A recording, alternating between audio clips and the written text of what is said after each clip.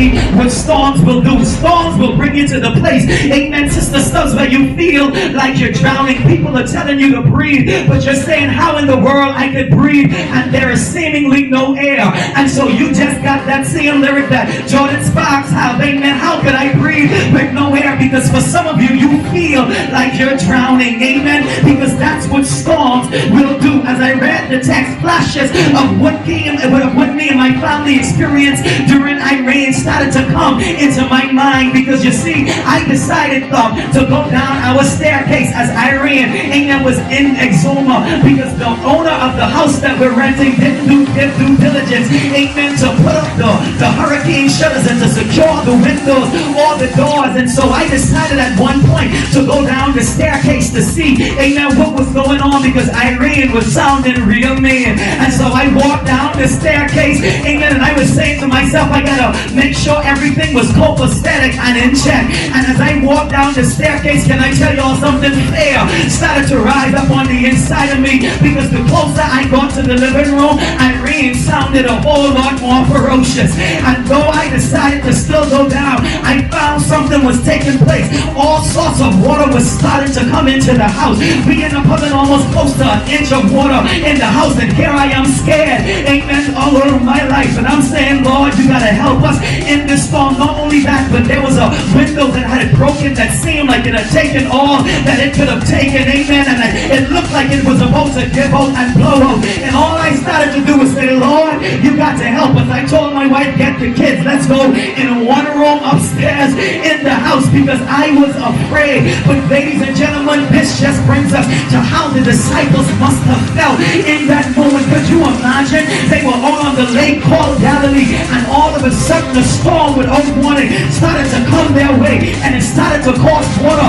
amen, to come on the boat, amen, and they felt that they were about to drown. And not only that, they started to be fearful. Somebody say fearful. And see, my brothers and sisters, that's what storms will do.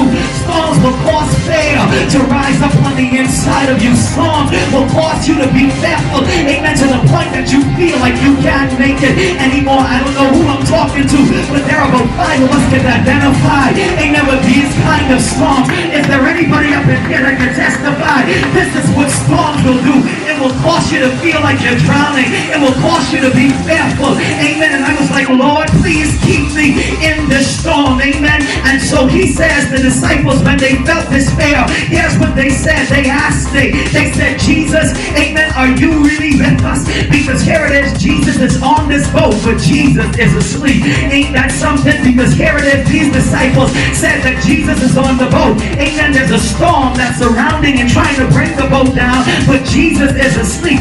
Have you ever come to the place where you're going through these storms that you find out that God seems silent in the middle of your storm? Who am I talking to up inside here today? You've been praying, God, I need you to make a way, but you ain't hearing God say a thing, amen. You've been praying, God, I need you to help me through the storm, but it seems like God ain't doing nothing to help, because it seems like God is silent. You're hearing people, but you ain't hearing God. That's why storms, amen, bring fear. Because can I tell you, we were listening to the radio, and the reporters were making things sound a whole lot worse than they really were.